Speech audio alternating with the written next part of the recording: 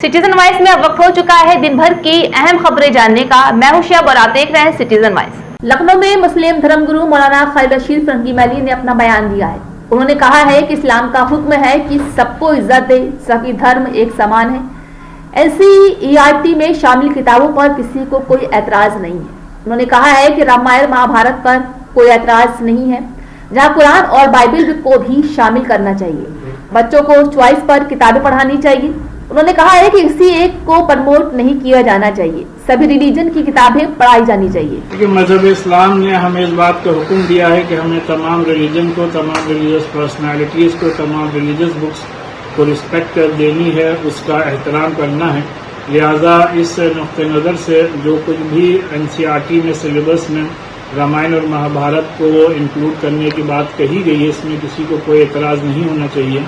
लेकिन उसी के साथ साथ दूसरे मज़ाहिब की जो मजहबी किताबें हैं, कुरान है, बाइबल है या और जो रिलीजियस बुक्स हैं, उनको भी शामिल किया जाना चाहिए।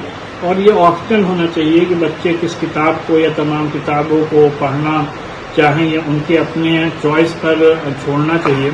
और उसी क्योंकि हमारा मुल्क एक सेकुलर मुल्क है, स्टेट का कोई रिलीजन नहीं होता है, तो किसी भी पर्टिकुलर रिलीजन को प्रमोट नहीं किया जा सकता, बल्कि सभी को, तमाम को बराबर से तमाम मजहबी किताबें पढ़ाई जानी चाहिए।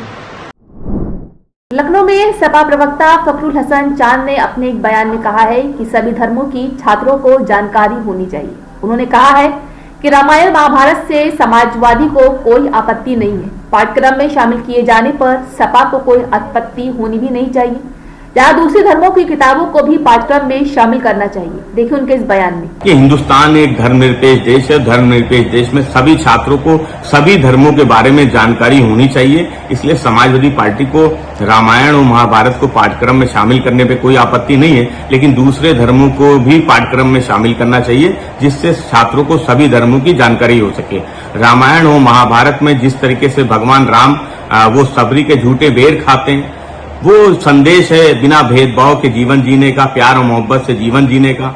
जिस तरीके से भगवान कृष्ण वो सत्य पे चलने का रास्ता गीता में बताते हैं, उससे छात्रों के जीवन में सुधार आएगा और छात्र एक अच्छी सरकार चुनेंगे जो बिना भेदभाव के, बिना नफरत के, बिना बंटवारे के इस देश में काम कर सके। तो ये थी आज की अहम खबर। ताजा खबरों के अपडेट के लिए जुड़े रहिए हमारे साथ सिटीजन वाइज पर और सब्सक्राइब करें हमारा YouTube चैनल।